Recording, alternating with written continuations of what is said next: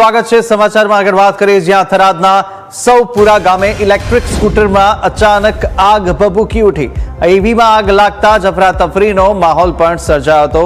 ગણતરીની મિનિટોની અંદર ઈવી બળી અને ખાક થઈ તો સાથે સ્થાનિકોએ પાણીનો મારો ચલાવી અને આગને કાબૂમાં કરવા માટે પ્રયાસ પણ કર્યા હતા।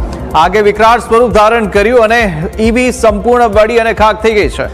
આગ કયા કારણોસર લાગી તે અંગે હાલ ચોક્કસ માહિતી સામે આવી નથી, પરંતુ અત્યારે જે આગ લાગી તેને લઈ અફરાતફરી પણ મચી હતી।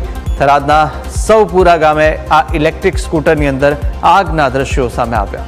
વધુ અપડેટ પણ મેળવે સંવાદદાતા કિશોર ફોન લાઈન પર જોડાયા છે। કિશોર, જે રીતની આ સમગ્ર ઘટના હતી, કયા કારણો અત્યારે સામે આવી રહ્યા છે આગ લાગવાના અને હાલ કેવી સ્થિતિ રહી છે? જે ચોક્કસથી કુશાગ્રહ વાત કરીએ વાવદરા જિલ્લાના આ સૌપુરા ગામે ઇલેક્ટ્રિક એક્ટિવામાં અચાનક આગ ભભૂકી ઉઠી હતી, જેને લઈને સ્થાનિક લોકો ત્યાં સ્થળ પર પહોંચ્યા હતા અને પાણીનો મારો ચલાવી આગ પર કાબુ મેળવ્યો છે।